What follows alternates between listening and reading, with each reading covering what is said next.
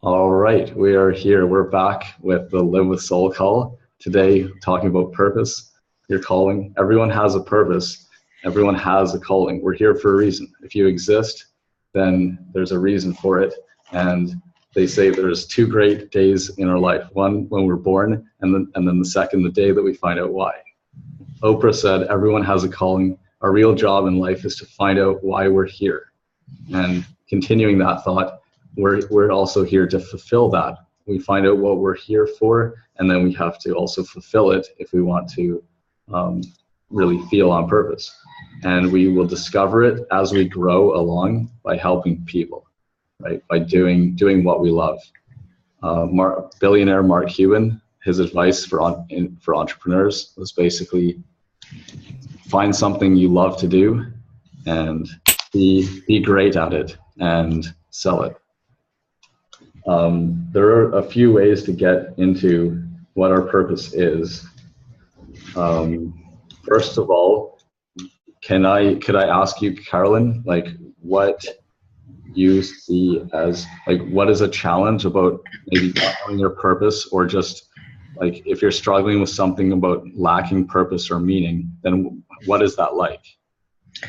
I pretty well know what my life's purpose is. We have similar work. I always like to hear other people's opinions or tools or whatever. So I know my soul's sole purpose is to help people remember their divinity. Okay, great. And that's what I do too. It's the first, I put it in as the first step of the whole system. Yeah, because it's the key thing. That's awesome. Okay. I'd like to hear a little bit about you, because I don't know who you are. Okay. Other than Facebook face, that's it. Okay, yeah, that sounds perfect. And so then what we could talk about today, you know, to make it useful, because you and I are the only ones here, would be maybe implementing our purpose, walking it out more, something like that, because we know we both are clear on our purpose. Does that sound good? And yes, I'll tell you about me too. Sure. Okay, and we can go anywhere you want to go with it. I'm an open book. Okay, so let me maybe turn the video on. You're not going to see mine. I'm in curlers and everything else, so. Yeah, well, just like this then here. Okay, so let me bring up an introduction I created for a mastermind. Okay, cool. So 3P Earth is a vision that I created, and it is a global shared vision for a peaceful, purposeful, and prosperous world for all. And here's I'll just tell a little story about me. Okay, so I am a natural creative power, and I was born in Vancouver, Canada. Obviously, I'm known as Bevan Bird, and I was born in Vancouver, Canada in 1985. Now I'm a freely roaming digital nomad, having a great time at it, living an adventure story with inspiration, excitement, and gratitude. I'm also known as the inspirational connector. And what I do is help people who are bored, stuck, they're sick of living out of alignment with their higher values, or they simply lack meaning in their lives, to connect with their greatest, most inspired life by remembering who they really are and why they came here in a physical body at this time. And I encourage them to make the difference that only they can make by being who they really are, which is living in alignment with their soul and the values of this true self. And so in summary, really, I help people transition into alignment and live a joyful, peaceful, and abundant life. And I collaborate with a diverse global community of like minds, who we all want to see a peaceful, purposeful, and prosperous world for all. And that part is kind of like an ad. It says, those who resonate can apply to join the community at 3pearth.com. And I believe that collaborating with those who share the same values and beliefs as ourselves, which really here, this is core values. Those who share the same values as ourselves, when we collaborate with these people, this is how we can create abundance all around the whole world together. And I'm very pleased to be here and meet you. Is there anything else that you'd like to know? Let's pretend we're in an elevator and we've got to go from one floor to the other floor. Okay. And I say, what do you do? What would you say? You can't say all of that. It's too long. Okay. What's your tagline? All right. So I help me and the people that I collaborate with, like people who are leaders of conscious evolution. We help people who feel like they're stuck in a career where their values are not being honored. So they're stuck in a career that's stressful, they have inner conflict, and so they want to live more in alignment with their values. And I help them to shift that into a career that's fulfilling for them. Okay. So it's like, when you look at it like the market, it's like corporate America, workers there, especially managers, and probably over 50. What's your story? How did I get into this? Yeah, what's your story?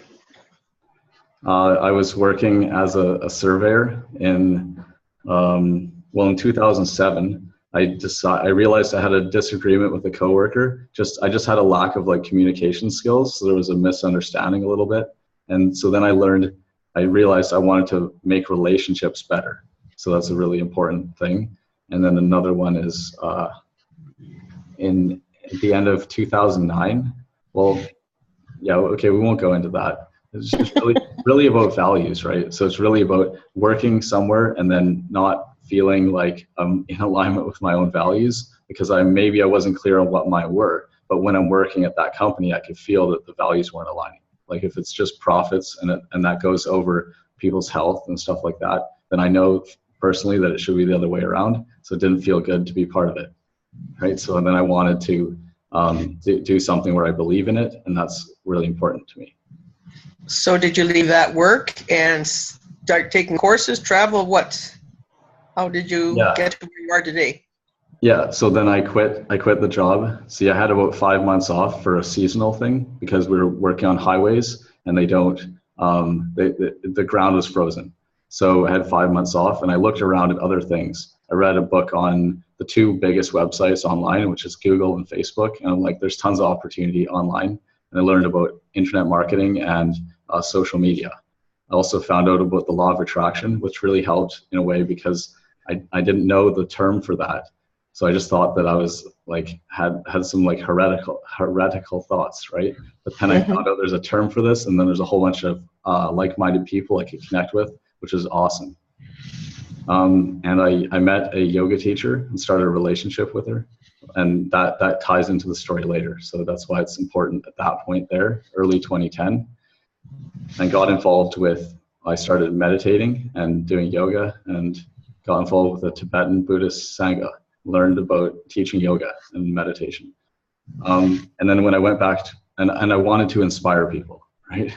Which is like seeing a vision, holding a bigger vision for someone than they hold for themselves. Like seeing their potential and helping them. Okay, stop right there. Okay. That is one tagline you need to use. Which one? Seeing a vision for them and holding it for themselves when they can't see it. That's very important. That says a lot right there. Okay, cool. Thank you. You're welcome. Yeah. So inspiring people. I wanted to do that, but I didn't know how I would do it. And I wrote a book called, or an ebook, Rapidly and Radically Transform Your Life for the Better, combining law of attraction and karmic management. And then I connected with a lot of people, and I eventually figured out to do social media marketing. And then later, it all depends how much detail you want to go into. Okay, so like I went to... You're such a young pup. After I got my first client doing social media marketing, she was a yoga teacher and had a DVD. So we kind of like engaged her audience online that she already had. That's something that I helped her do. It's something I've taught a lot lately. Not lately, but over time, I've taught a lot about engaging your audience with questions or even engaging your potential audience. And so people really like that. They like to learn that. So anyway, after I got that client, then I did this trip and came here to Playa Chicala in Nayarit, Mexico, because my girlfriend, a yoga teacher, who was 12 years older than me, but anyway, that's another story. We came here because she got a job at Mar de Jade, which is a holistic retreat center here at this place. And she said, this place is great, come and see it. And we'll also travel and see some other places when I have time off. So I did that, came here for a month or a month and a half in 2011. And then went back home, did a social media workshop for yoga teachers. And eventually, so soon after that, once I had run out all my credit, because as a new entrepreneur, I had not made things happen fast enough, right? I obviously made lots of mistakes. You get paid for your position in the marketplace. It's one thing I didn't know. There's a whole bunch of them though. So there's a lot, but we can always, over time, then I learned more things and then applied them, right? So, so once I got evicted from my house, I rented an apartment downtown for 1 month, and so I was just going to the end of my credit. It was about 22,000 approximately, the credit I had that I had built up, right? So I was living to the end of that, and then I moved. I could only be there for another month, and I left Vancouver, and I stayed with my brother, so I didn't have to be homeless. My brother let me stay at his house, and then it was my dad's house. So basically for a year and a half, I was with my dad, and I did things there like reconnecting with, getting back to the roots, reconnecting with nature. I recorded him telling a lot more of his stories, and they're at dickstravels.com. Helped landscape his place, first starting with cleaning it up and building shelves all around his house so it's cleaner and neater, and then doing landscaping, putting in a garden, and then later more fun stuff with like a bike track and rock climbing and stuff like that. So I connected more with my inner resourcefulness. He's also really resourceful, and he loves nature, and ever since I was a baby, he had me out in nature, so I learned that from him. So there's something that I help people do, which is reconnect with themselves by being out in nature and like looking deep into it, and letting go of all the thoughts and things like that, because nature helps you connect with inner resourcefulness. Do you have a website? I got lots of websites. Well, what's the number one for? For this? I'm always looking at something self-empowerment, personal empowerment, self-help, and spiritual along that line. Yeah. It's 3pearth.com. 3P Earth. 3P what? Earth. Earth. A 3P Earth. Yeah, .com. It's a peaceful, purposeful, and prosperous world for all. It's a vision. Okay. It's the main thing to focus on. Yeah. There's lots of websites. Do you want me to list out the names of them? Or? No. I'm sure you've got links to them on this one. Oh, no. That's just opt-in page. It's just entry. It's one entry point. There's going to be other ones built. Just in the process. Pearth.com is just the landing site? Yeah. Yeah, that's how people join the community if they're like-minded and want to also see a peaceful, purposeful, and prosperous world for all. I have other opt-in pages. They just haven't been built yet. I'm in the process of it. Okay, I'm at 3pearth.com landing page. Yeah. I don't have a clue. I'm Joe Blow. I don't have a clue who you are. Mm-hmm. Why do I want to join this? Why? It doesn't tell me anything. I think it says you can connect with like-minded people who also want to see a 3P Earth, a peaceful, purposeful, and prosperous world, right?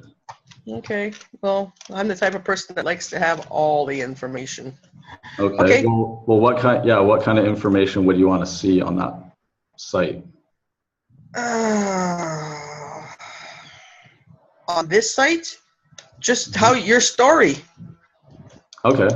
How you got into wanting a peaceful, purposeful, prosperous humanity. Okay. Very, very, very briefly, just like that little blurb that you spoke to me when we first started. That's part of it. Oh, when I read out the bio before the elevator speech. The elevator speech is good too. That one's for the business.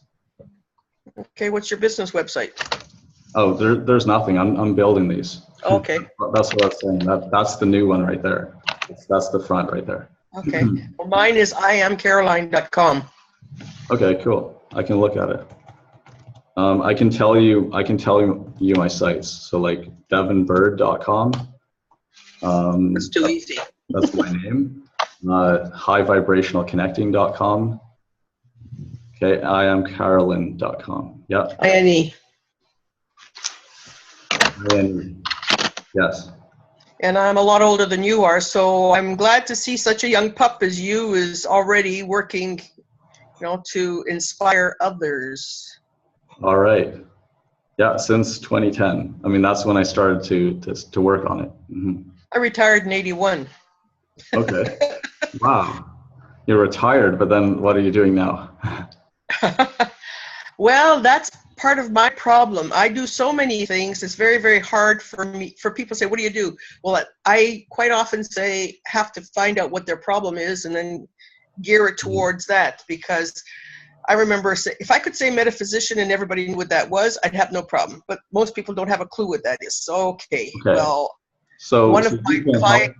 So then you can help a lot of people. That's why you're saying you find out and then you help them. Well, that's fine because you really connect with them and help them. But is there a challenge? Like, do you want to grow bigger or something? Do you want to make a bigger impact? Because like if you want to answer that question and have an elevator speech or something that's like unique, that other people can then tell other people, or they know who to refer to you. Is that something you're looking for?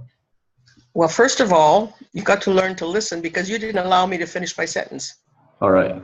Okay, go ahead. Sorry. I had a client. My question for everything is, what would love do? Not human love, but divine love. It's always in capital letters, and it's nuclear energy. It's not a god with a white beard sticking at the top of the mountain. It's nuclear energy is what love is what the divine creator, the source, whatever you want to call that energy. So I always ask, what would love do? And I was told, ask your next client what you do. And so it was one of those sessions where I feel I should pay the client, because I was higher than the kite, and so was she, because it was such an awesome session.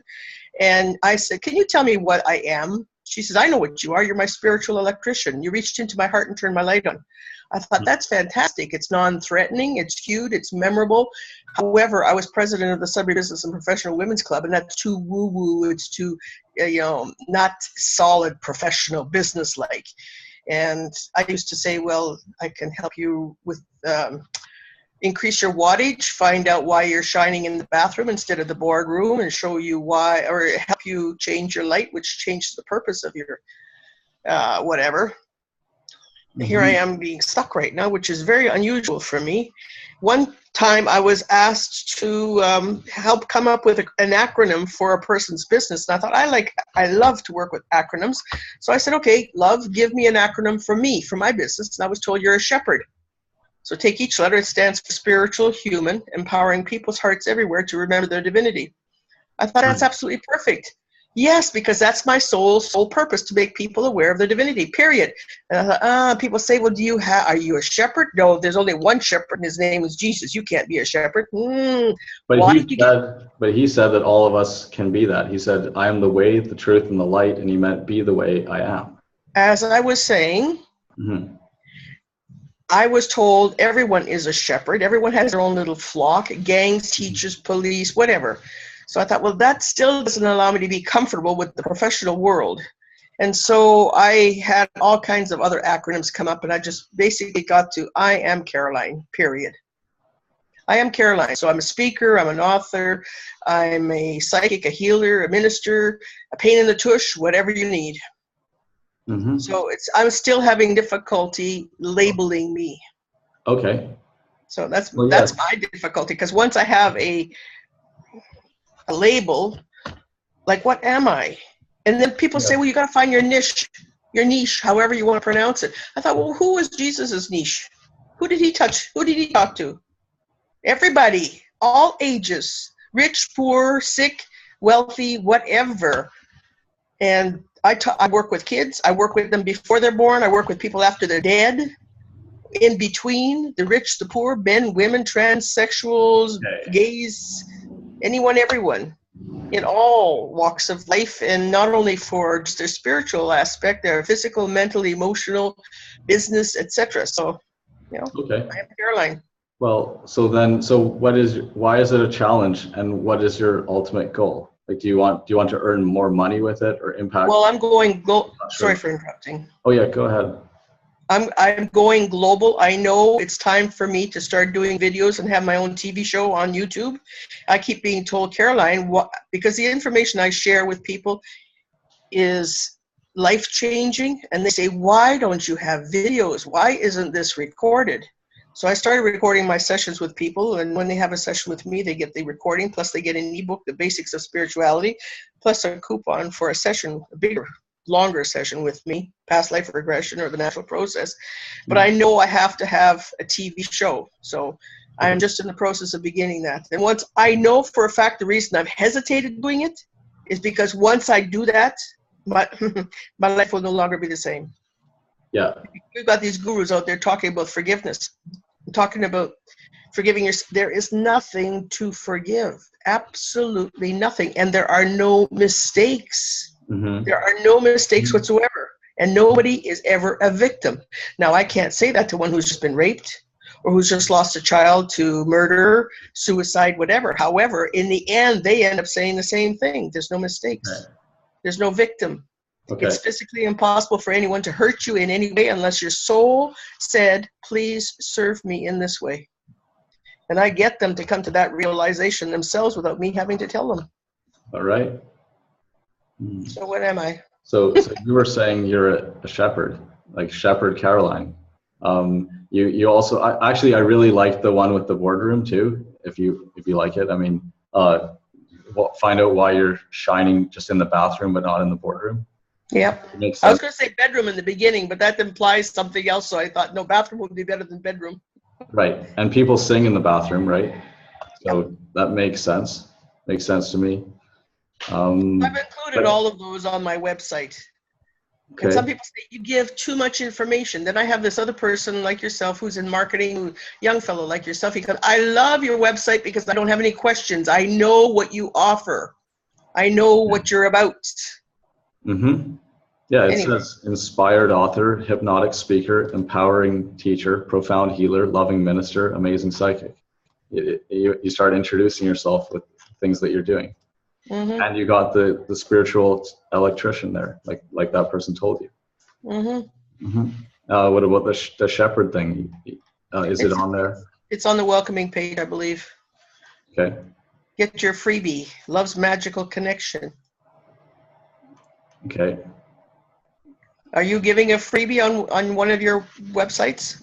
Oh yeah, there's tons of freebies. So each freebie will have its own squeeze page or like this landing page. So this one this is just generic because it's just the community. So just the people who want to be part of, they want to see this kind of world that's inclusive for everyone. But yeah, there's lots of freebies. I also have the God Squad. I also have the Natural Process Game. I also have a movement that I'm about to start. Love, it's called a Loveolution. Be part of a grassroots movement that's about to set the world on fire. I won't even repeat it right now. Anyway. Okay. So I've got lots on the go, and I've been very involved with my aunt who's got Alzheimer's and my mom who had dementia. They both just died recently, so I wasn't able to do my work. So now it's time for me to do my work and to get global. I was told I'm Canada's Oprah. Yeah, right. Okay. I was listening to her today. What are you most jazzed up about to talk about on your show when you make an online show? I love empowering people with tools. I love having them remember who they are. That's why I had one Native woman say, now I understand what my elders meant when they said somebody was an intoxicating speaker. I'm intoxicating, mesmerized, hypnotic, etc. Because when I start speaking, even before I start speaking, there's times when I'm standing on the stage and I'm whispering in my ear, do not speak until you feel our presence. And when you do, you must speak softly, slowly, and enunciate every single word. Mm-hmm. And then I see a vision of Jesus on top of the mountain with thousands around him. And I am just moved to tears. I'm just getting teary. I just think, shit, this is my problem.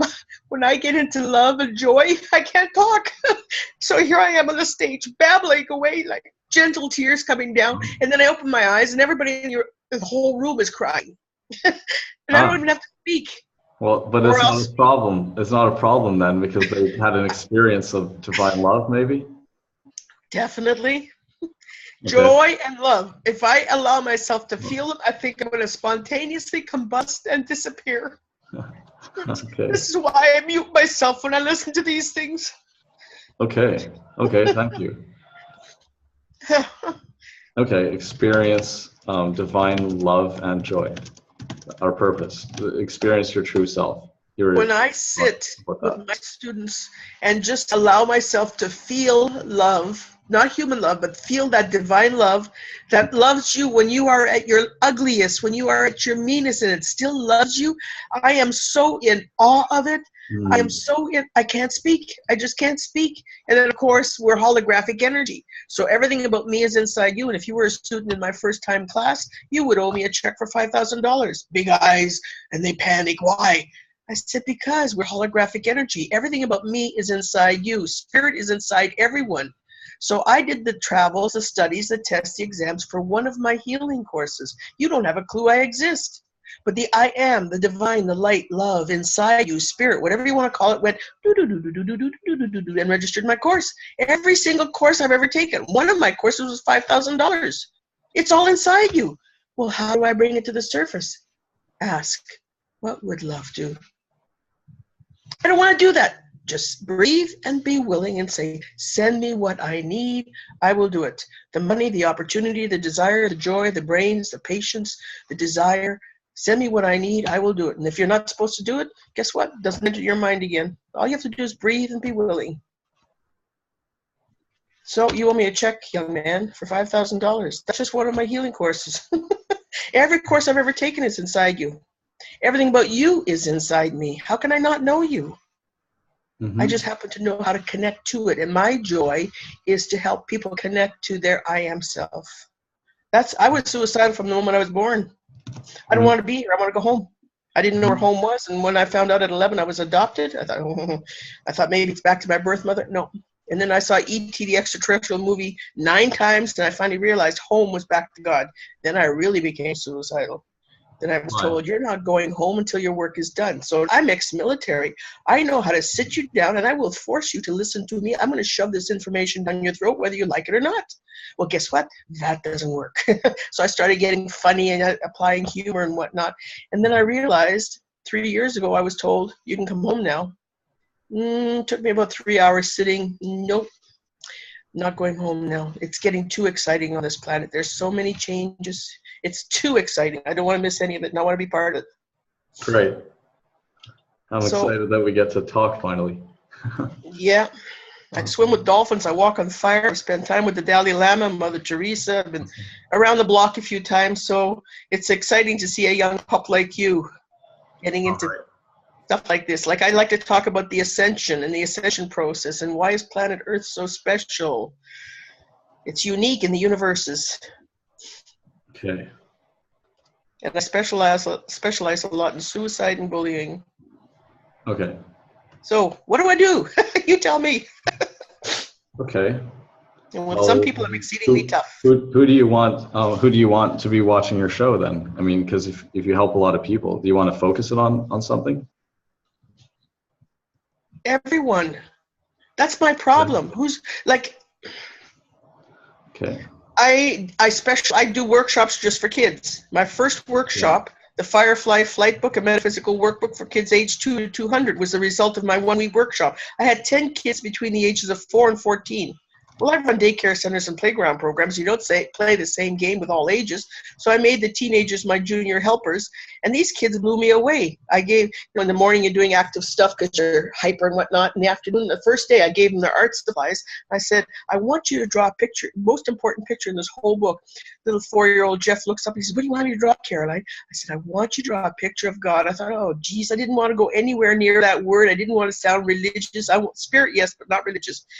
I've studied all the religions. They're basically saying the same thing. He says, I can't draw. I said, that's okay. Let God draw God. Okay, 5 minutes and we're finished. I would have drawn a Moses-like man at the top of the mountain. He drew what looked like a star. I said, is your God a star? He said, well, God's in a star, but don't you know, that's not God. Don't you know what God is? I thought, what is he going to tell me? He lifted his, I said, what is your God? He lifted his head up and rolled his eyes back. He said, my God is energy. And the message was, whenever God thinks, poof, there it is. I thought, shit, I'm in my 40s. I'm just learning that. Here's a 4-year-old. The 6-year-old drew a tree. Use me, reuse me, don't abuse me. That was her message. The 14-year-old drew the light at the end of the tunnel. To be or not to be, that is the question. That was her message. The 5-year-old who drew a stick man with a clown suit. I said, Daniel, is your God a clown? No, don't you remember? Sound is the first thing that was created. We must laugh and sing every day. So I do workshops just for kids. I work just with teens. I work with the elderly. So who's my audience? It's all of those people. Those are your audiences. Yes. So I'm in the process of setting up a different page for each of those groups, different landing site, etc., different workshops. But the best thing for me to do, first of all, is to get some credibility, get some videos up, like who is Caroline? Why should you listen to her? And then conversations with Caroline is going to be, got questions, get answers. Okay, so you need credibility, and you work with kids, teens, and the elderly. You said you specialize in bullying and suicide. Was that like those are the challenges people had? Yes, all ages for that. Okay, all ages. Is there anything else there in specialties? I teach them how to heal, how to meditate, what their life's purpose is. Sound familiar? Yeah. How to deal with relationships, how to have more financial freedom. Okay. Anything about life, being human. Yeah. Okay. Like you know what the word HU stands for? HU? It's God. Hawaiian for God. So we're here to be God, man, God in physical form. Mm-hmm. Okay, good stuff. Well, the overall message is like maybe remember your divinity. Remember you are one with the divine. Mm-hmm. I spent 10 years doing nothing but past life regressions, and I got bored. Okay. I got bored. It took too long. So the natural process is the quickest way now, and it's amazing the stories that I could tell just with. I could have to write a book just about past life regressions. I mean, in 1 hour session, 21 holes closed, the cancer disappeared, the ex that from a past life who was white, Ku Klux Klan stabbing with a 3-pronged pitchfork, a black person 7 times, and in this lifetime she's got 21 holes, and they don't surface until she meets the guy that created them in the past life. In the 1 hour, and marries him. In the 1 hour session, the holes closed, the cancer disappears, and she and her ex become best friends. And she was told she had 4 to 6 months left to live. She died 20 years later. Okay. Of drug overdose. I'm going to ask you a question. Thank you for sharing so much. I'm going to ask you, what are you concerned about for people or humanity, people in your country and in your country or in the world? Maybe a specific group or something. What concerns you the most? It might be something you keep looking into. You might even worry about it, but I don't know. You probably don't worry because of your vibrational state level of consciousness. But anyway, if there's something that concerns you, that you think that, let's just say that. It sounds like Gandhi's question: where your heart aches is where your service lies. Yeah, that's what we're doing. Yeah, exactly. Yeah, and my heart aches with. It used to be suicide, but not anymore. I think it's loneliness and joy. Okay. Loneliness. Yeah. Mother Teresa said the biggest disease on the planet is loneliness, and that's because they forgot their connection to the I am. Yeah, I agree. That's awesome. There's a book that says this on the very back cover. I'm going to show it to you just for credibility. So it can help you.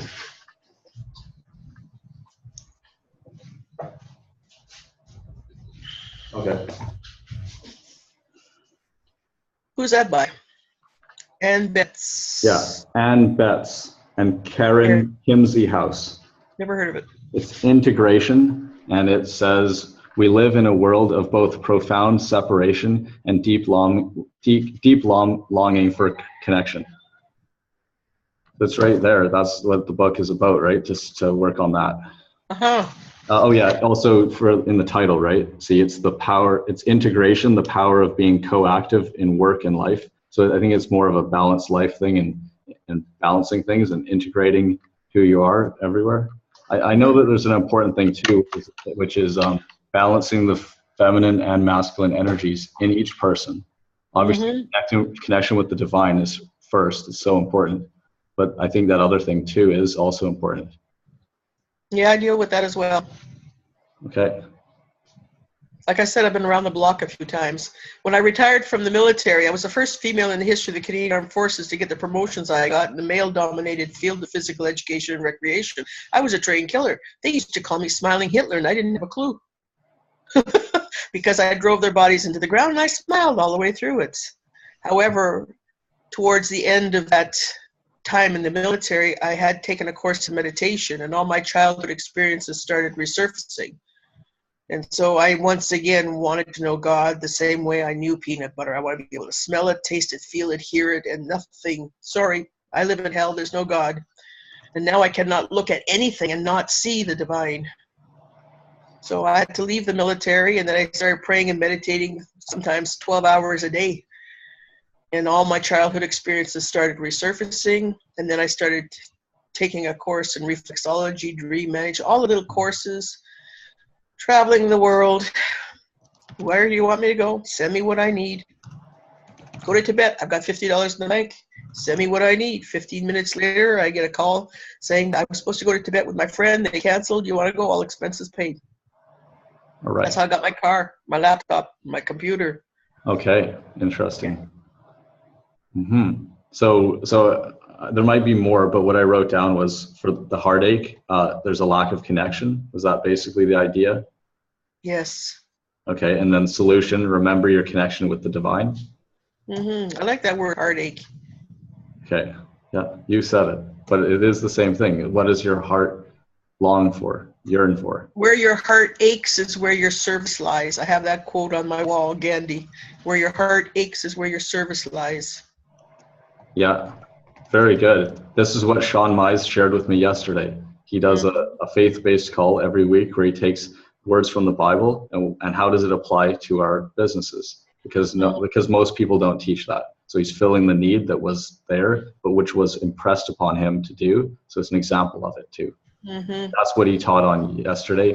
And talking about your purpose decoded, Jeremiah 1, I think, your purpose decoded. When he heard that the walls of Jerusalem had been burnt down, he sat down and wept and prayed and fasted for days. So it's where our heart aches, where we're really concerned for those people. We really care for them. We feel for them. We feel their pain. And it's like we think something should be done. Maybe we don't think we should do it, but somebody should do something, right? Well, I would present to you with all due love and respect that you're also somebody. And if we don't do it, it may never happen because we're the one that's feeling that for a reason. Another suggestion for you as a teacher, I'm not your typical hocus pocus fortune teller. I don't have time for that. However, I spend a lot of times at events doing readings. Try to not use the word should. I used to airbrush t-shirts. Don't should on me and I won't should on you. Sounds like S-H-I-T.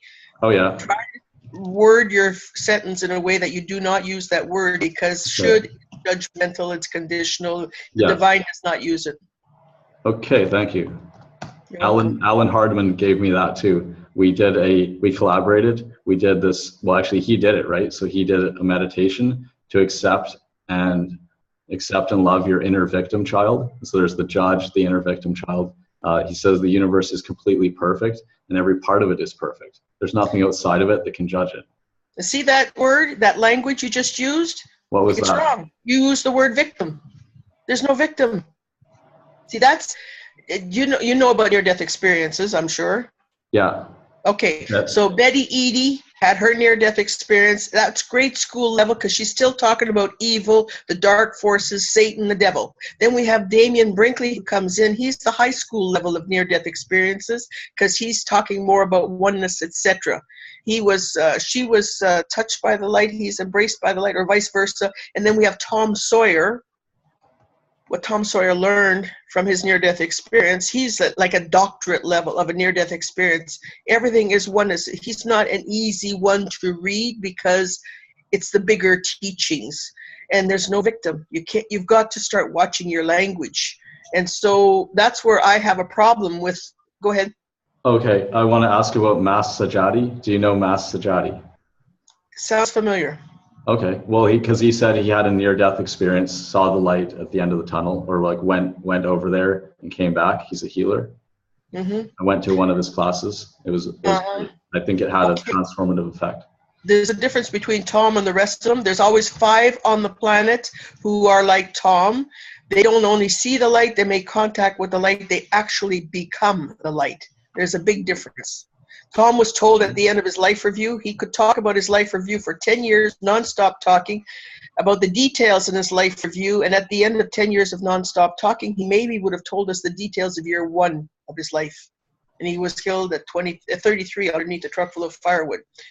However, there's always 5 on the planet who have actually become the light. And they are the 5 parts of the soul that was once called Jesus, believe it or not.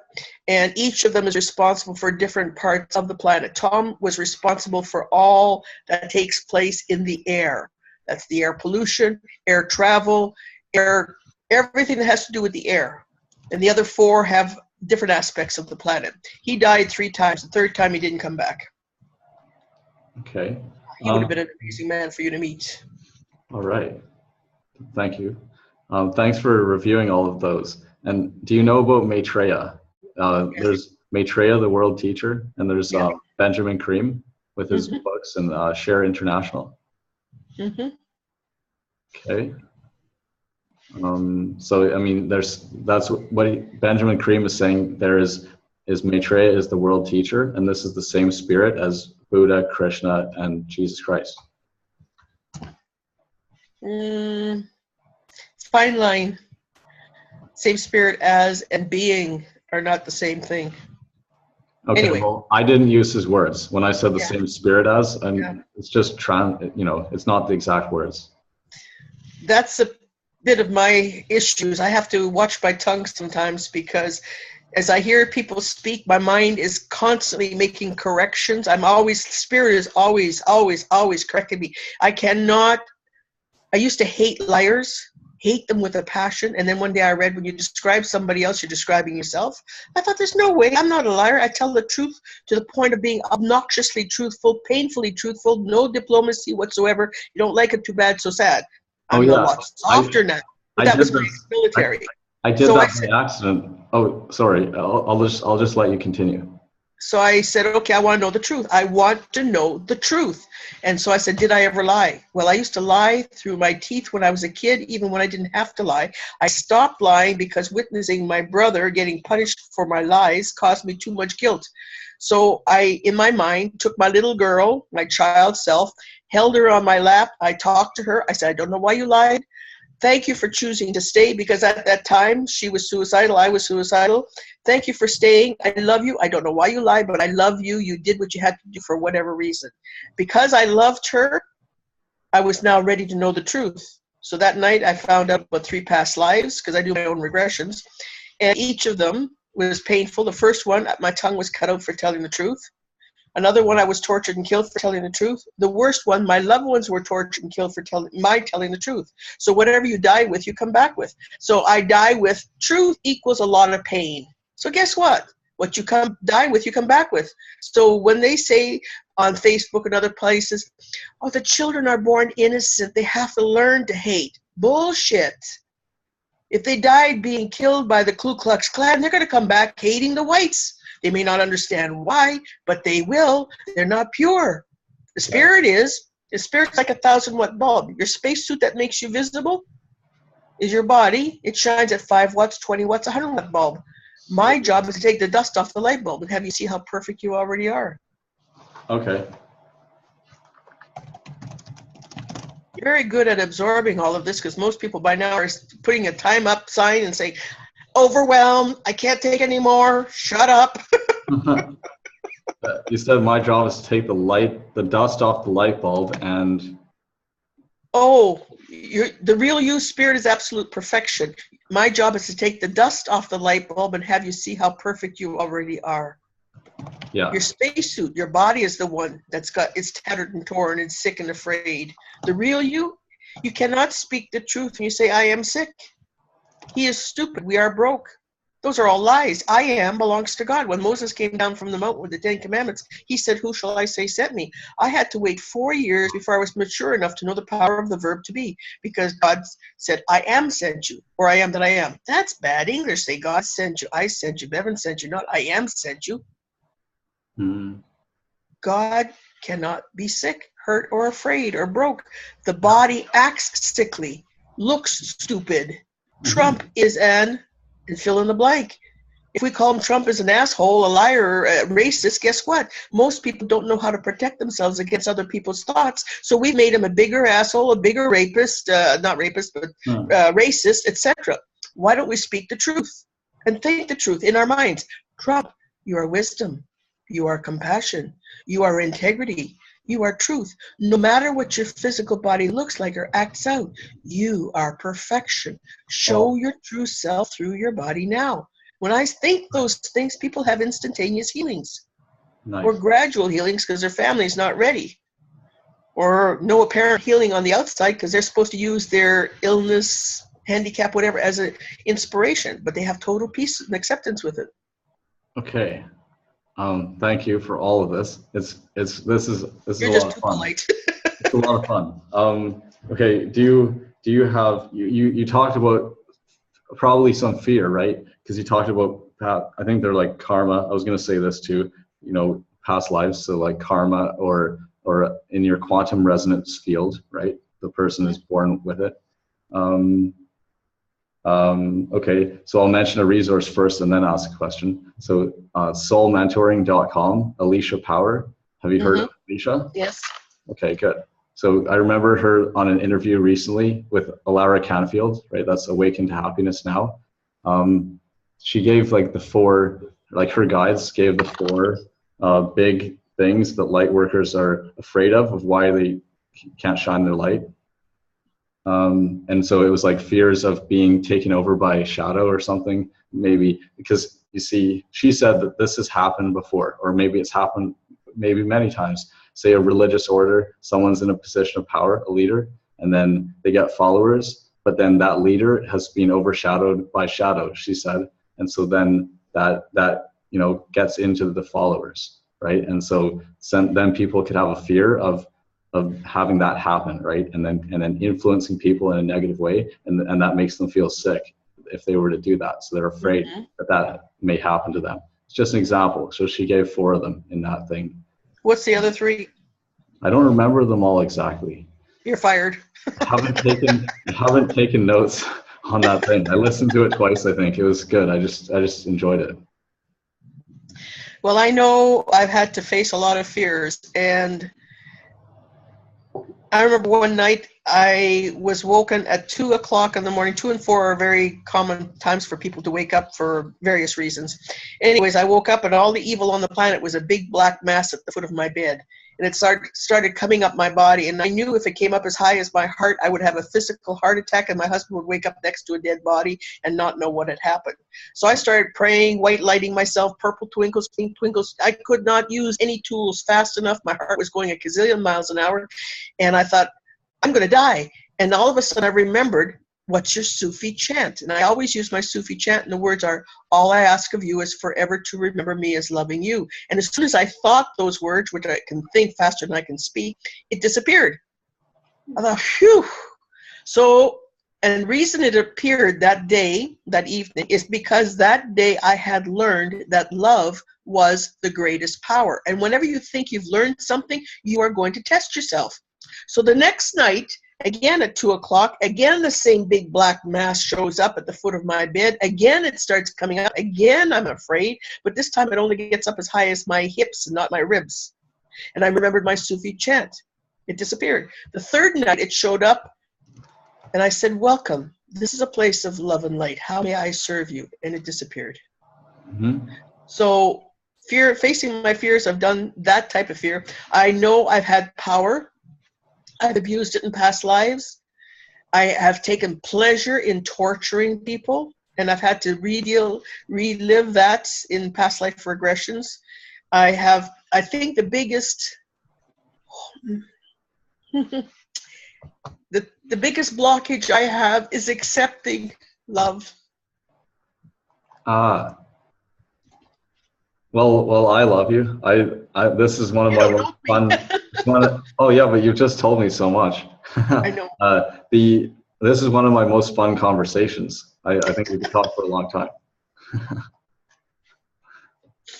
Yeah, that's my biggest, I won't say fear, it's most uncomfortable, most painful. Okay, that's a cliche or something. Pardon? Maybe a cliche or something. It's a challenge for our soul this lifetime.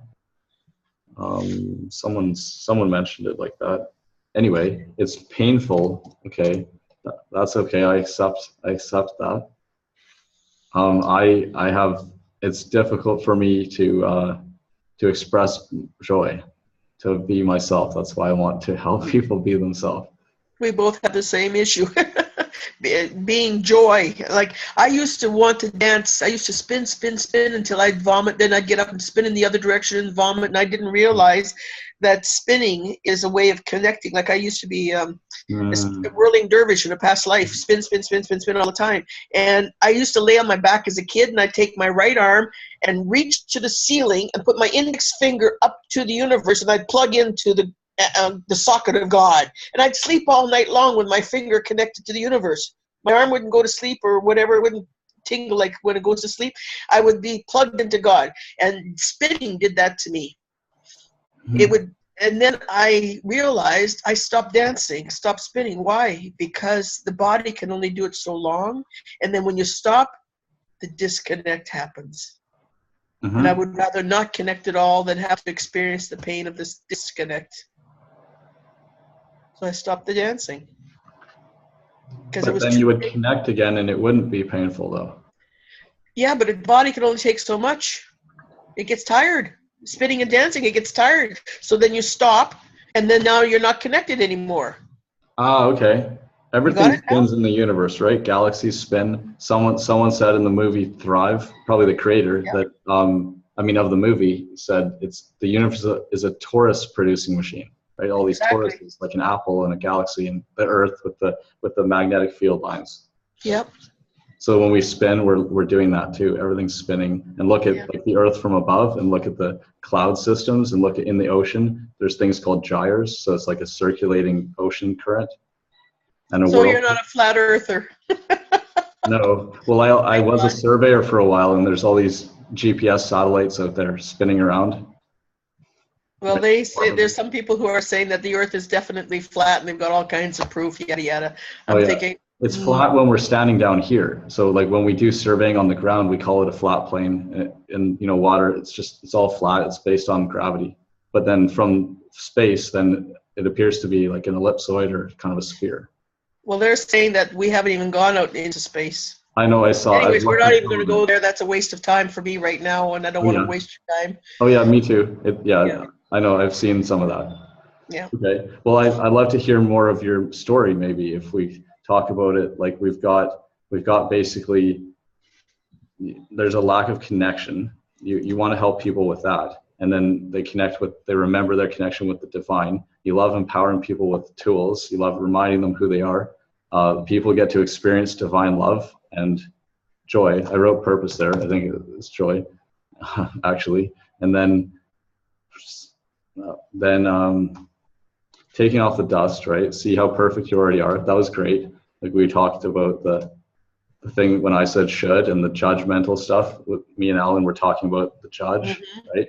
So and how everything is perfect, which is There's no awesome. victim. There's nothing to forgive. Yeah. You want to hear a good story about that? I'm Sure. taking a lot of your time. I'd like to know about you as well. However, people say, Okay. well, there are victims. There is something to forgive, and I give them one story. True. All my stories are true. Okay. May I share it? Yeah. Okay. 25 years ago, my friend in Miami is tired, he's exhausted, he wants to die, he wants to go home, but he knows suicide is not spiritually acceptable in his mind. So he has a talk with God Christmas Eve, give me a heart attack, kill me off, do something, I want to go home. I'm just tired, I want to go home. Mhm. Meanwhile, in Miami, there's another young man whose soul's job is to go into prisons and change bad guys into good guys. Now here he is in spirit world preparing to come to earth. How could he change bad guys into good guys? I keep it very simple so anybody can understand. He could be a minister, a teacher, teacher, a prison guard, a doctor, a nurse. I've worked in prisons. They're going to say, get out of my face, get out of my life. You're not one of us. You don't know my journey. Why should I listen to you? Well, that's not going to work. Well, how else can I go in prisons and change bad guys into good guys? These other two souls come along, they say, we'll help you. How? We'll be your parents. Well, how's that going to help? When the one that's going to be the mother says, I'll be your mother, but I'll be a drug addict and an alcoholic, and you'll come out of my body with alcohol fetal syndrome.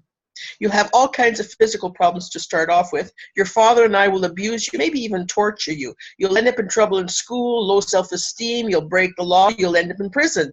Would you do that for me? Yes, because you are the most qualified person to do this. So guess where he was 25 years ago? At my friend's home to burglarize. He accidentally kills him. I go, yay! People say you're happy. Yeah, because he gets to go home, the lucky son of a gun. Plus, your soul will choose to die.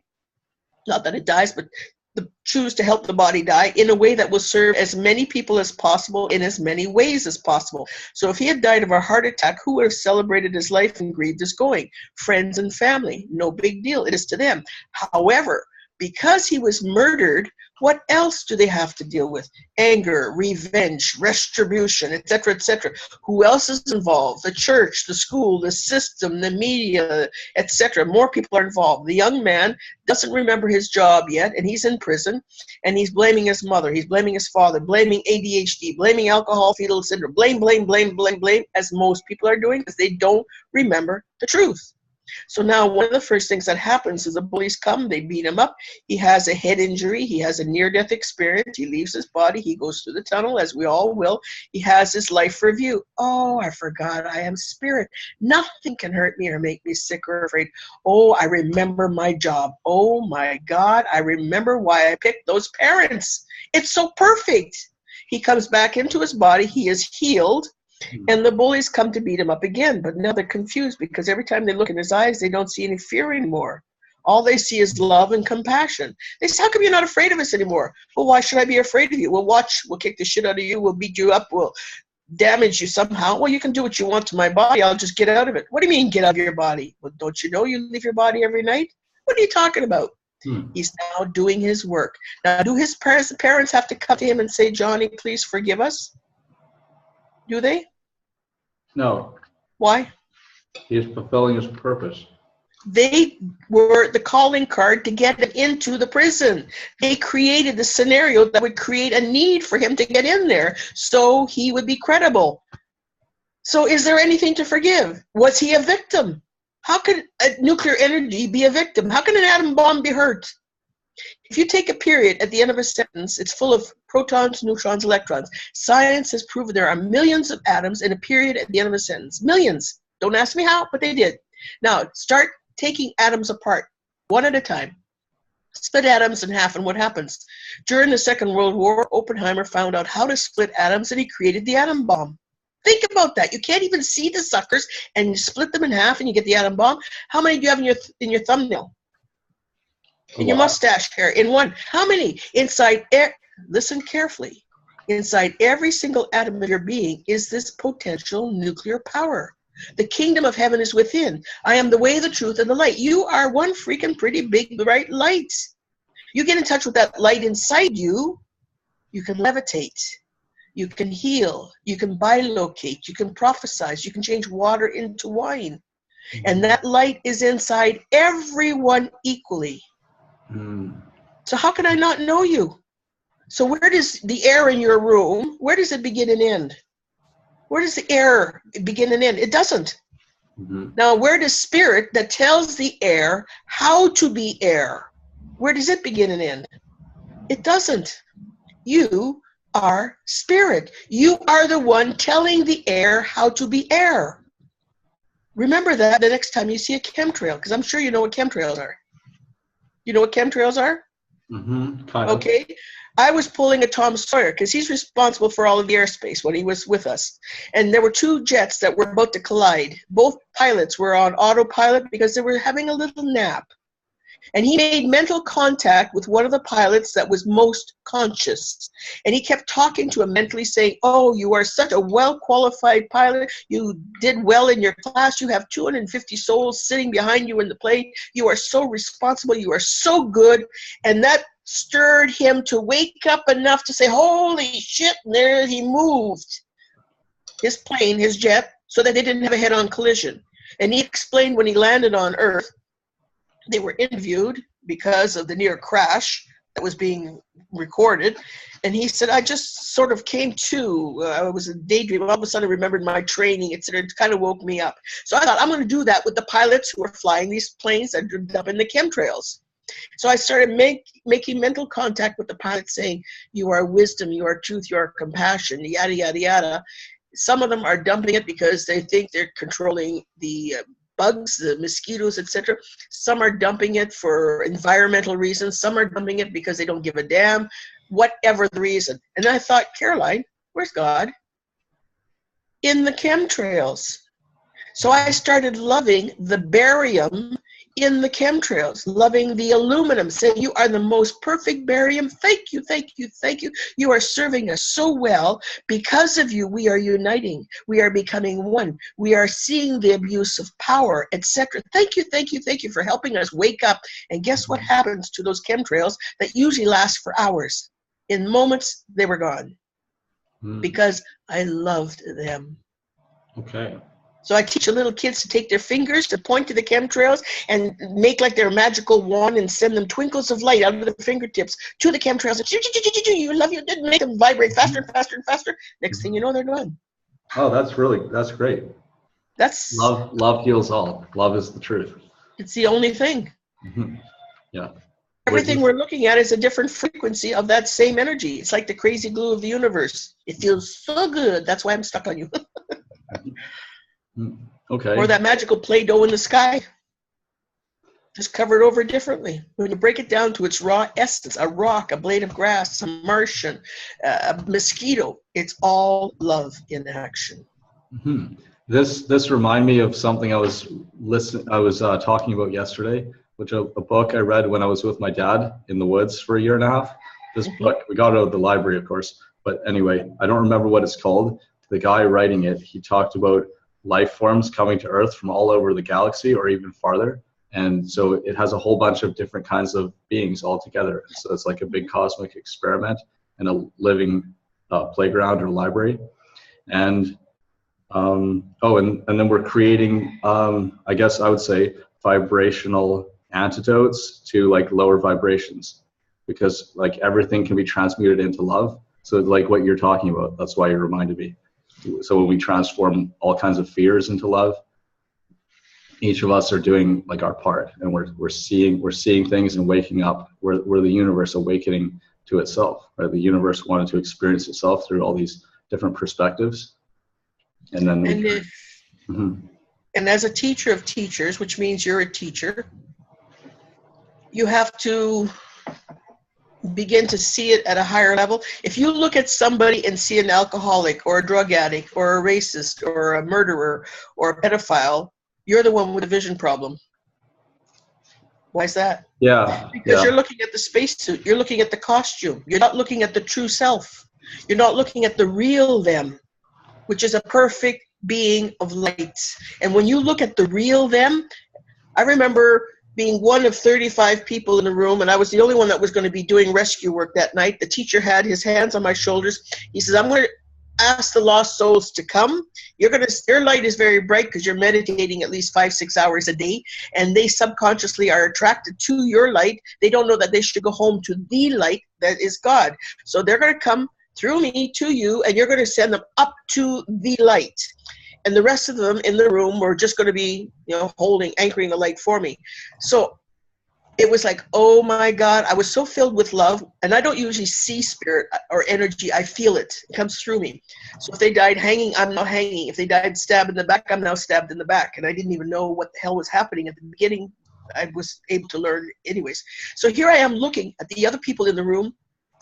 And as quickly as I could snap my fingers, I no longer saw human beings. I thought, oh my God, look at them. I kept looking up and up and up. Every one of them was 50, 60 foot tall beings of light. I was seeing the real them, not their spacesuits. And I just looked around the room. Oh my God. It was like the ceiling disappeared, the floor disappeared. And here were all these beautiful beings of light holding the light for me. And after it was over, one woman who had never seen spirit before, she said, "Can I tell you what I saw?" I said, "Please do." She said, "The ceiling disappeared, the floor disappeared." She says, "All I saw were bodies coming, body parts, war, suicides, murdered, tortured body parts coming behind you. They were just dragging their bodies and coming through you up to the light to heaven." And she said they were coming so slowly at first, and then they started coming by the thousands. It became one big blur. So she was seeing part of what I was seeing as well. Don't ask me why I just shared that with you. Oh, yes, because you need to see and speak the truth. Don't look, when you see somebody who's sick, that's a lie. Okay. Look at be in your mind, think, you are such a fantastic, healthy person. You are such a being of light. Thank you, thank you, thank you for acting this way to help me practice holding the perfection, to help me practice patience or practice delivering or being of service or whatever. Thank you. Okay. And sometimes you'll have a spontaneous healing just by changing the way you look at them. Stop seeing the spacesuit they're wearing. That's not the truth. Thank you. Yeah, thank you very much for that.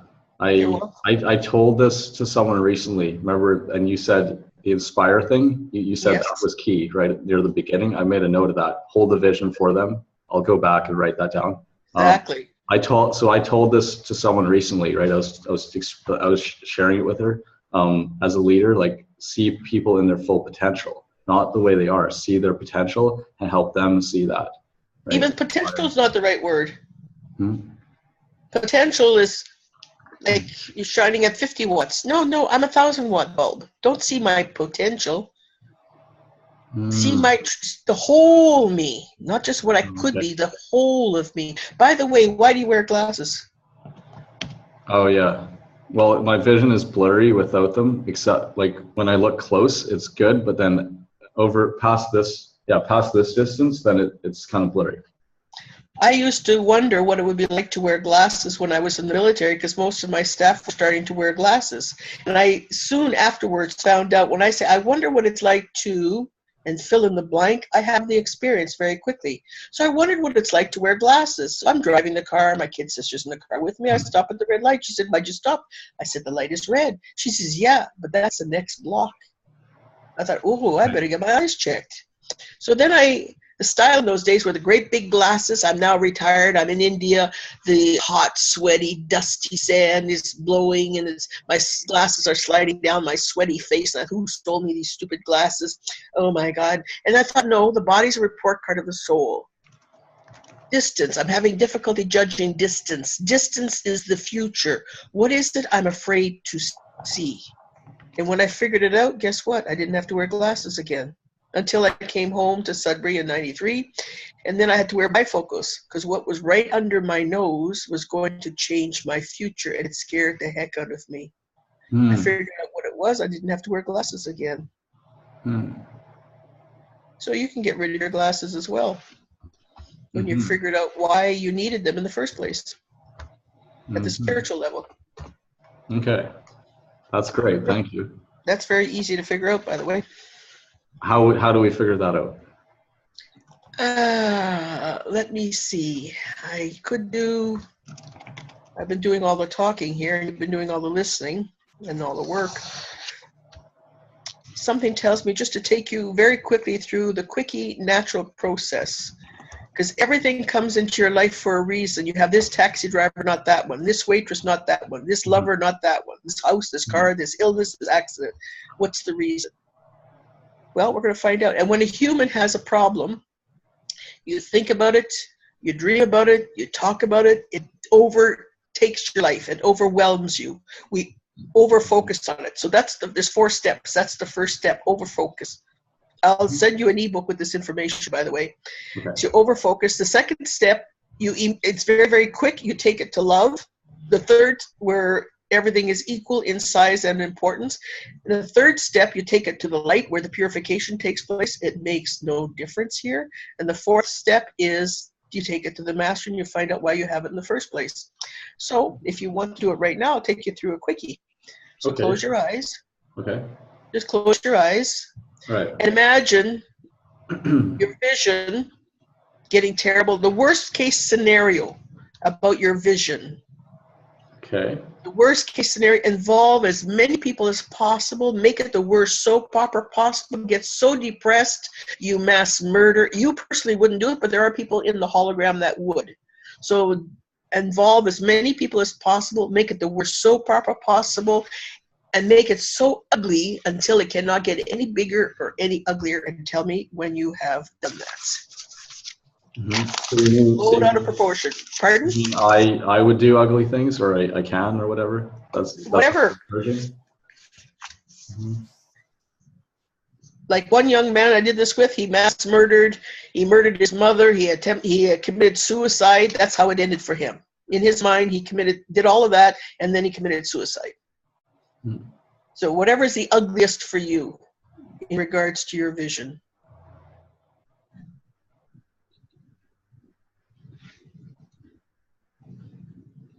And tell me when it cannot get any bigger or any uglier.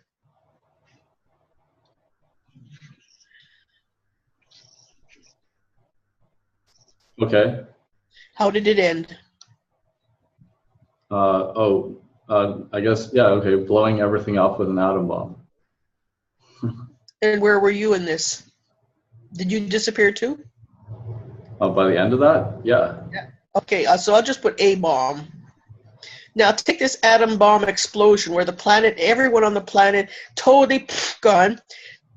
This to a place where it is equal in size and importance to everything and everyone else. So this big ugly mess could become a grain of sand on the beach, could become a blade of grass, a drop in the ocean. Very quickly, love takes it to a place where everything is equal in size and importance. Could be a star in the universe. Where does it go? First thing that comes into your mind. It's very quick. Oh, I don't understand it. So here's a big ugly mess. Okay? Now in love, everything is equal in size and importance. So this big ugly mess, every other planet in the universe explodes like it. Or it becomes small like a little grain of sand on the beach, this big ugly mess. Or a blade of grass in the field. Or a star in the universe. Or whatever. Where does love take it? So it's equal to everything else, good or bad, makes no difference. Everything's equal in size and importance. Where does love take it? The first thing that pops into a grain of sand on the beach. Okay, grain of sand. Now, this grain of sand is now being given over to the light. And the light is saying, it makes no difference here. And where does the light take it? Makes no difference here. Could be the bottom of the ocean. Could be out in space. In the ocean. Okay, so we'll put the ocean. Now, we're going to take this ocean scene to the master. Whether you see the master or not, the master is present. The master is going to tell you the significance of each of these three previous states. Now, when it was a big bomb explosion, everything was totally diminished, demolished. What were you supposed to learn or experience at that stage? What's the first thing that comes to mind? You always have a choice how you react or respond to a stimulus. So there's always a choice. Yeah. When it became a grain of sand, what were you supposed to learn or experience at that stage? Well, there's a couple ways of looking at it. Everything is relative. There is nothing big or small, right? Like you said, it's all equal in love.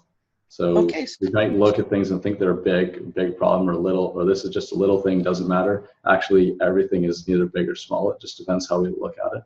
So it's all relative. Excellent. Now, when it became the ocean, what were you supposed to learn or experience there? To let go of the past. Okay. It no longer matters once it has happened. It's only what we do now that matters. Okay. So now the master's going to tell you, why are you having this vision experience to start off with? What did you want to master?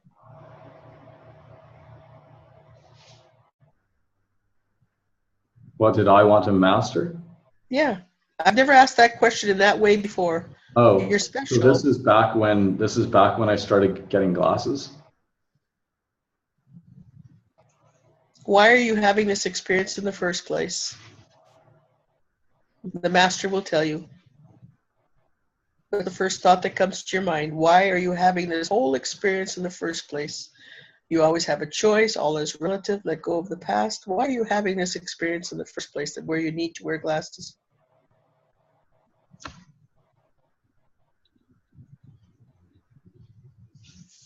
Oh, right. Okay. To see reality clearly for what it is. Now think about what you just said. You were not seeing clearly before you started wearing glasses. Your vision was a little fuzzy, a little blurry. And because of your evolution, because of your growing, are you not seeing things clear? Yes. Now, let's pretend, I'm going to take a little detour with you. Let's pretend your eyes have a voice. Is one eye stronger than the other? Or are they both basically the same? Well, I mean, the way it feels right now, the right one is stronger. Okay, let's talk to the weaker eye, the left eye, your left eye. Okay. May I speak to you? You're going to be the voice. We're just going to play a little imagination here. May I speak to you, left eye? Yes. How are you feeling right now? It's a little tired. I'm a little tired and sore. Okay. What does Bevan need to do for you to feel 100%, for you to see clearly on the physical level? What does he need to do to make you feel super perfect? Physically, what does he need to do? First thing that comes to mind, what does it tell you? Be in nature. Look at long distance sights. You know, the vista, Okay. and have the sunlight coming in. Okay. Now, emotionally, what does he need to do so you can feel wonderful, so you can serve him well? Emotionally, what does he have to do? Accept and love himself unconditionally. Uh-huh. Mentally, what does he have to do so you can serve him well? Oh, think right thoughts, think true thoughts.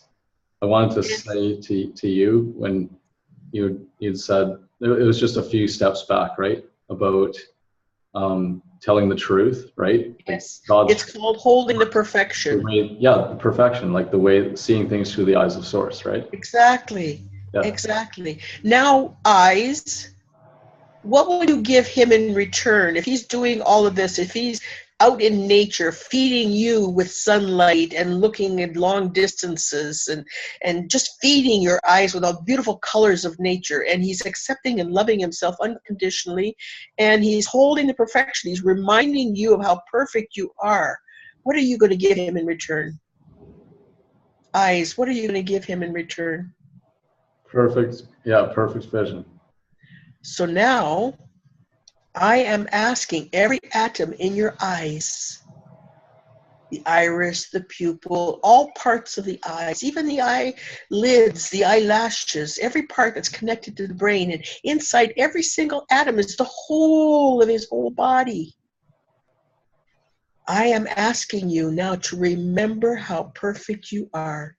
You were created in absolute perfection. So if he accidentally got a cut on his hand, the I am, spirit, love, whatever you want to call it, would say, oh, goody, goody, we know how to fix. We know how to be perfect. We know how to be perfect skin. Fix, fix, fix. Oh, stop. Why? Because his mind is saying there's going to be a scar, there's going to be pain. Okay, he's the boss. As he thinks, so it is. He now remembers the truth, and he's going to help you remember the truth. So you, dear eyes, remind him of how perfect and beautiful you are, of how clearly you can see things and see people and see the truth. Have him see the perfection of everyone else as well, and not be afraid to look at the cripple, the sick, the murderer, the pedophile, the rapist, the drug addict, the prostitute, the thieving, the lying. You're going to see the truth, and you're going to help him remember the truth.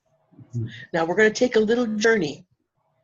We're going to go 6 months into the future. So we're in the middle of May right now, June, July, August, September, October, the middle of November, and you are waking up Do you drag your tush out of bed or you just bounce out of bed?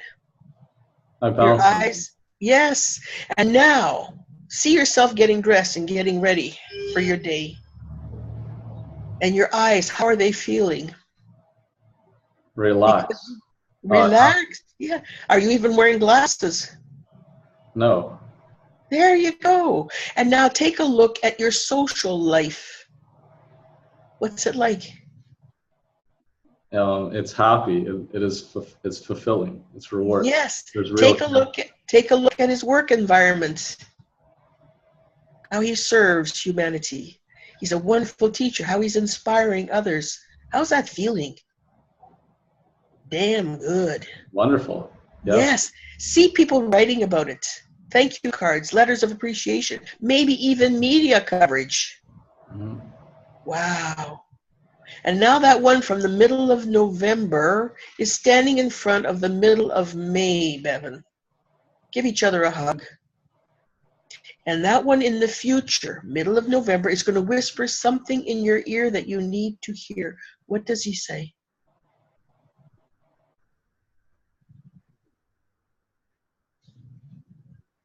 What does he say? Tell me. Well, you can. You can do it. I believe in you. You can do it. Okay, now listen and listen well. It's physically impossible for you to have imagined the success, the joy, the fulfillment of the middle of November. It's impossible for you to have imagined it unless it already existed, because God is not a tease saying, oh, isn't this nice? No, no, no, no, you can't have it. It doesn't work that way. The fact that you imagine it means it already existed, maybe in a parallel world. But what you did now, you brought it down into this world. You do not have to wait until the middle of November to be him. And all of a sudden, there's an explosion of light. And all we see are little photons of light zipping and zapping all over the place. We can't tell who's Bevan today, tomorrow, November, who's Caroline, who's Jesus, who's Hitler, who's Paul Bernardo, because all the twinkles of light are exactly the same. Bigger than 1,000 web bulb. We use 1,000 because Caroline's not very good with math. But you're perfection. The work's not finished.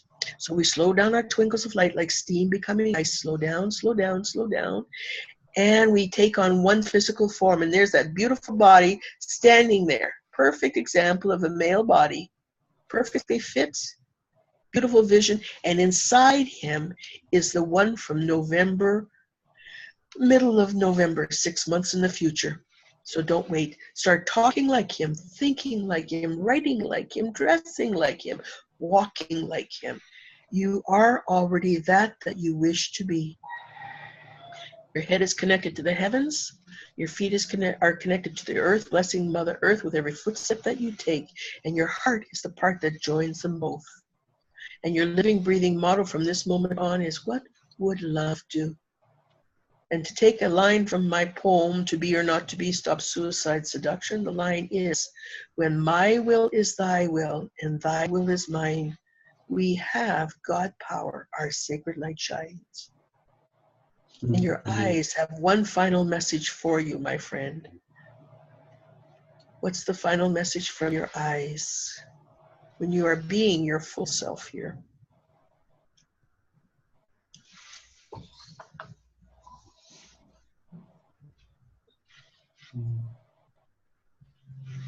Well, I guess it was. I heard. We love you too, or we see you too. Yes, they see you. They see you, the real you.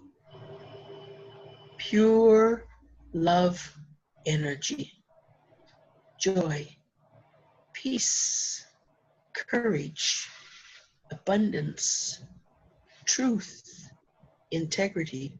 No matter what the physical body looks like or acts out, you are perfection.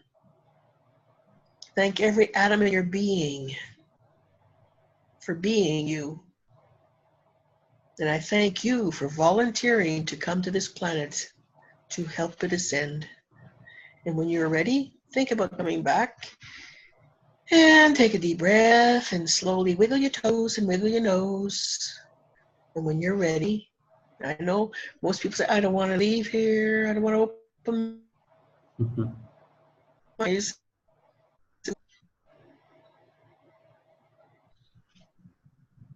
And if we were doing this in physical, I would have done some muscle testing with you. Have you ever done that before, where you hold your thumb and finger together? I would have you think of your eyes, and you would not be able to hold your thumb and finger together because your eyes are stressed. Now, if we did that, even though your eyes are kind of, oh, I don't want to open right now, Hmm. they were less strong. Your fingers would stay stuck together. Hmm. So how you feeling? Great. I'm I going to love send that. this. I'm going to send the ebook to you so Thank you. that you can practice it on your own. And do Okay. this with everything and everyone in your life. Mhm. With anything we see as a problem? Even anything good. What's your assignment? What's your mission with your girlfriend? What would love to? Well, you can sit and take the worst case scenario, even the most beautiful scenario, blow it out of proportion. Then give it to love. Everything's equal in size and importance. And then give it to the light. It makes no difference here. And then take it to the master. What is my assignment with my girlfriend right now? At this instant, when she's stressed out, maybe you're not stressed out with her, maybe she's stressed out with something that happened at work or with somebody else or with the earth or whatever. You are here to be a master of love in action. So start talking and walking like that one, thinking and feeling like him. And next time you go to put your glasses on, ask your eyes if they want the glasses. Okay. It's great. You'll be It's wearing them great less. stuff. Thank you. You're welcome. Thank you for allowing me. All right. My pleasure. Mine too. All right. So you're suggesting using that process, like not like talking with the other person, but going inside and using that process on the situation with them? Exactly, mentally. The first time I used it, I was in Buffalo, and every time I was on a 3-week tour of the East Coast of the States, and every time I thought of Buffalo, I kept getting R&R, rest and relaxation. When I go to a city, I usually have a media coverage by whoever's hosting me, and then I have a public presentation, and then I have personal consultations, and then a weekend retreat. And here I am in Buffalo for 2 days. Nothing is happening, and it's time, and we're paying rent for the facility that we're supposed to be doing readings in, etc. We're getting ready for the public presentation, and the young man who's hosting me is saying, oh, we don't have enough chairs. And I'm thinking, I get the thought, you'll be lucky if you get 11 people. So we set up the chairs. I go back to my room to rest and then get ready for the evening's presentation. And I think I have never done the mini natural process before, and I'm going to listen to it on audio. I've got to diffuse the stress surrounding this event because there's big expenses and there's no income coming in. And so I thought, okay, first step, blow it out of proportion. Well, he lives with his mother. He murders her. He mass murders, and he commits suicide. He lives in Buffalo. I live in Sudbury, Northern Ontario. So I hear about it. I'm depressed because I had to declare bankruptcy like he did. I mean, it's the worst case scenario. I do mass murder, and the worst case scenario for me is to attempt suicide but not succeed. And I end up in a mental institution, catatonic, for the rest of my life. That's the worst case scenario. So I take this big ugly mess, and as quickly as I can snap my fingers, it becomes a grain of sand on the beach. And then as quickly as I snap my fingers, it becomes a little boy with a bucket and a shovel, and he's going to build a sandcastle. It makes no difference where my grain of sand went, in the turret, in the bridge, it makes no difference. Then I took it to the master, and messages were, when it was a big ugly mess, this is on-the-job training for the work you were destined to do.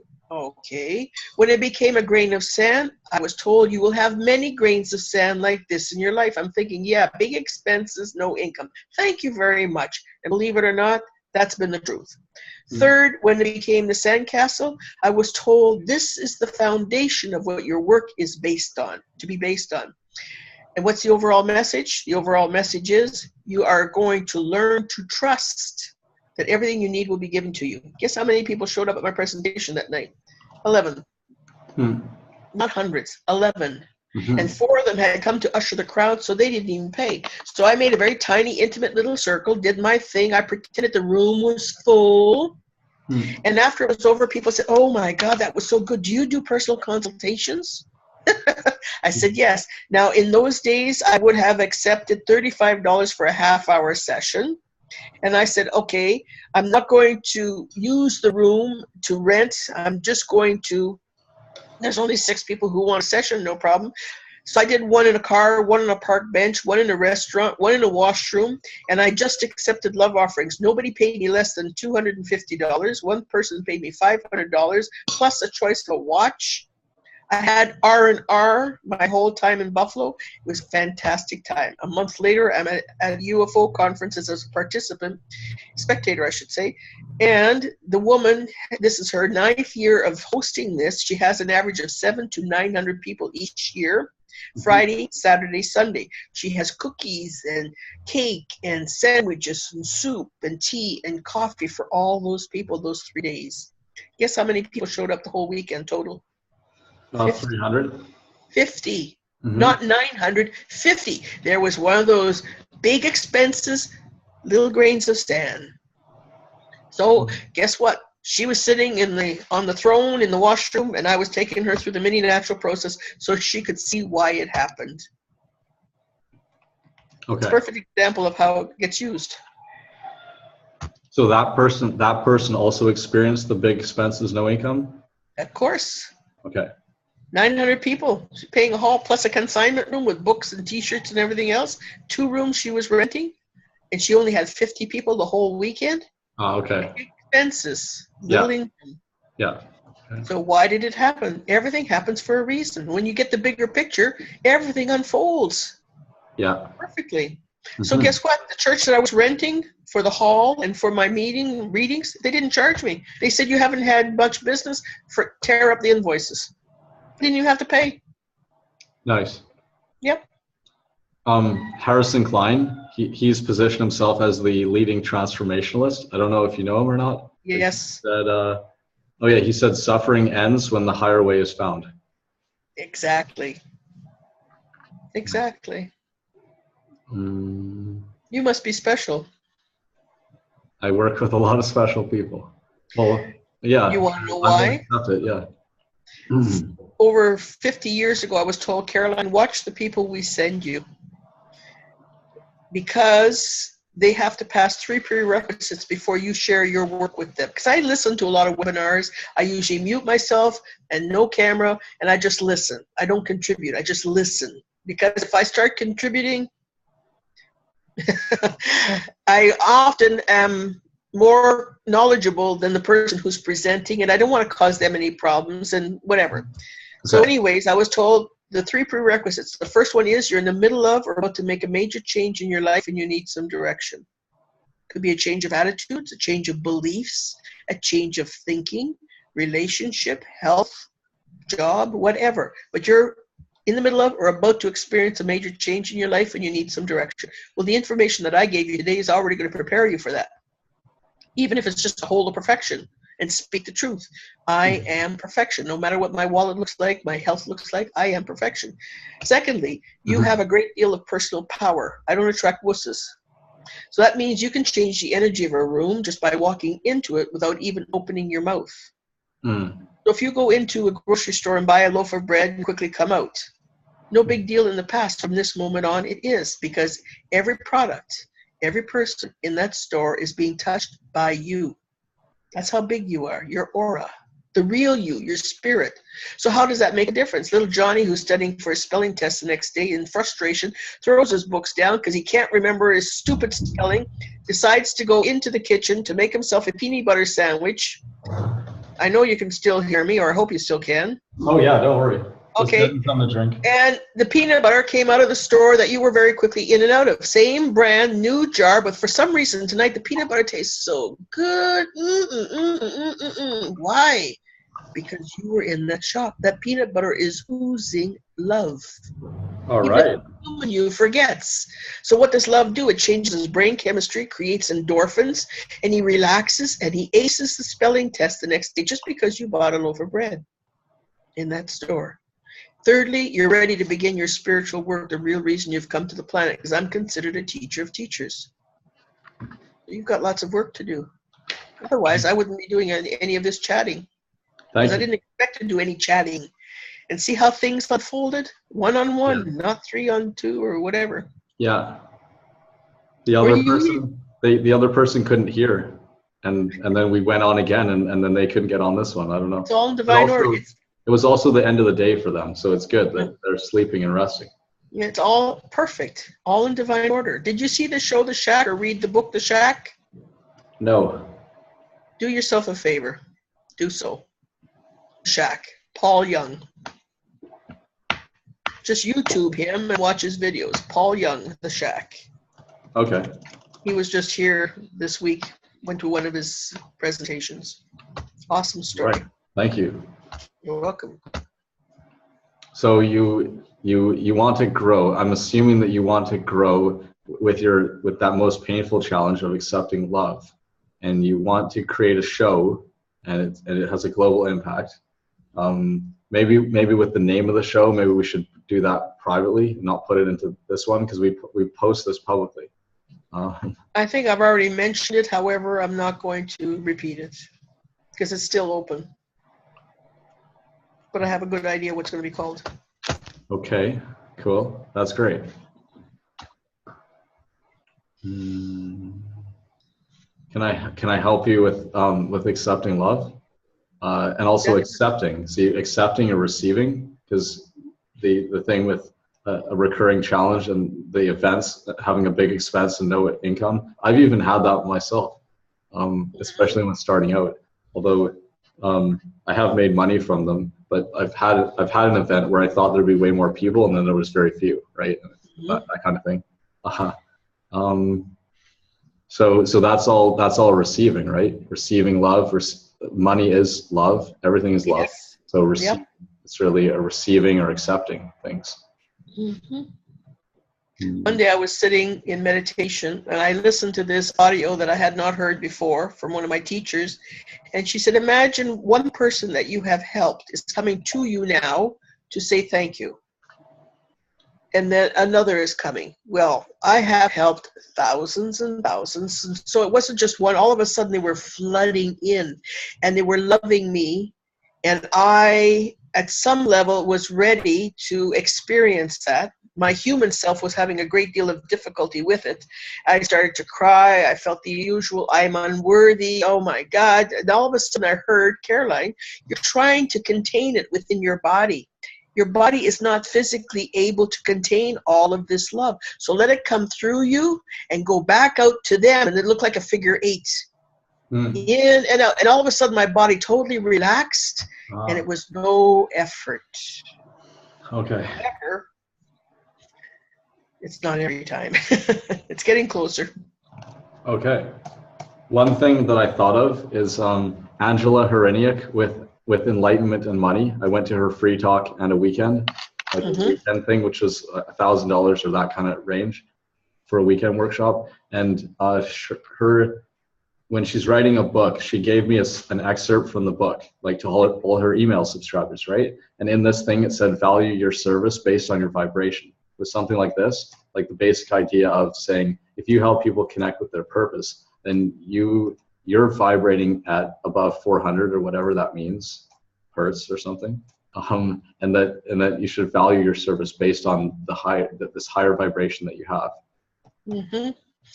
Have you ever read John Hawkins, Dr. Hawkins, I think it is, Power versus Force? I mentioned it a couple days ago, but I haven't read that book yet. It's awesome, and he uses muscle testing, and you can, before he wrote his book, he took his pendulum to measure the frequency, the consciousness of every paragraph in his book. And one of my students did the same thing with my most recent book, What Would Love Do? And it vibrates, anything 500 and higher is the love frequency, and mine was vibrating at 700. All right. So lots of truth in that book. Okay. Did you say you measured it? Oh. She did. No, one of my students did. I hadn't thought of measuring it.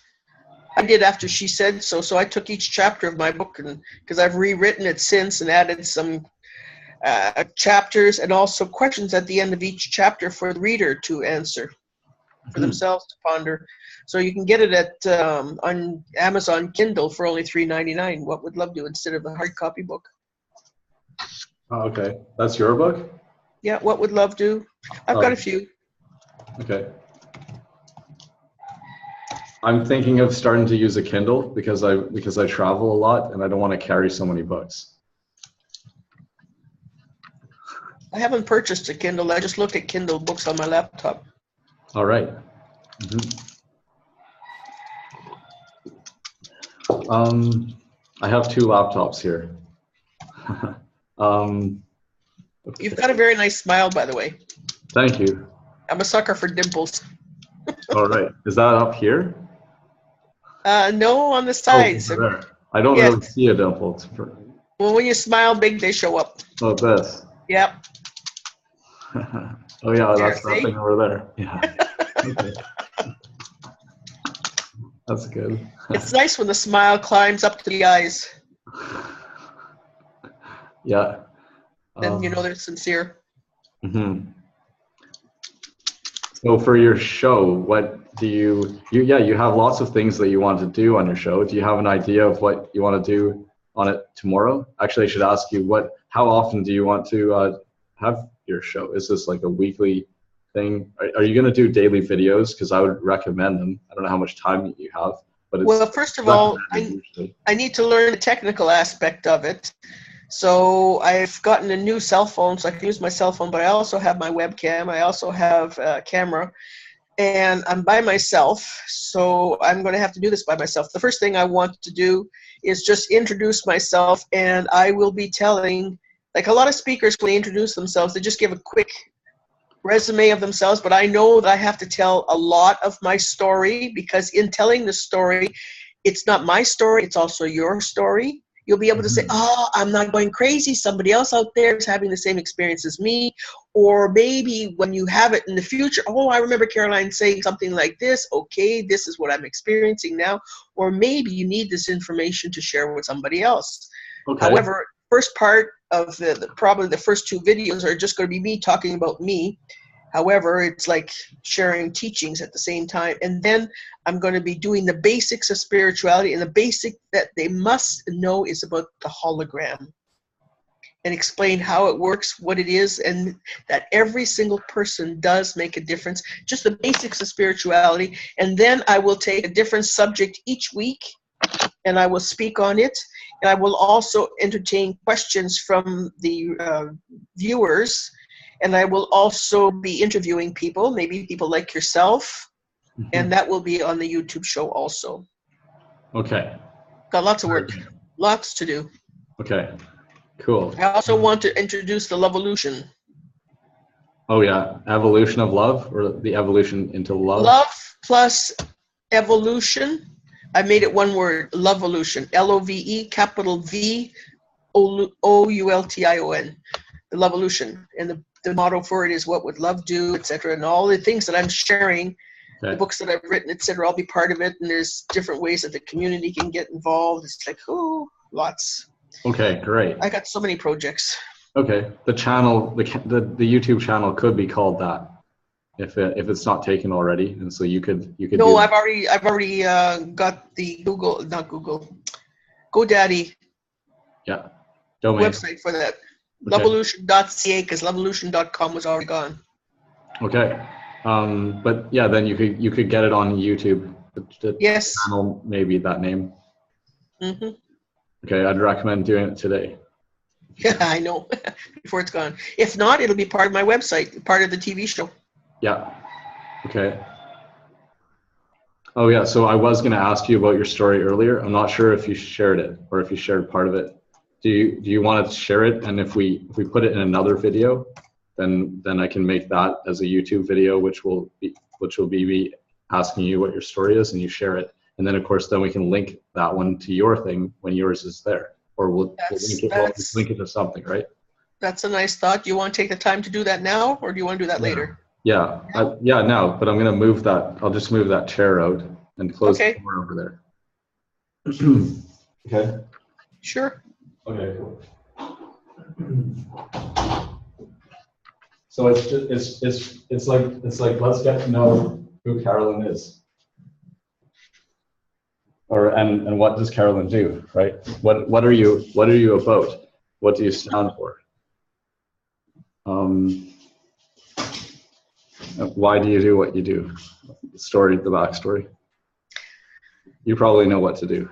I have told this story so many times in so many different ways, depending upon who is listening and why they're listening. So I'll just begin at my beginning. Okay, I have to put it into a new track though, because I'm going to make it its own video. Tell me when you're ready. Okay.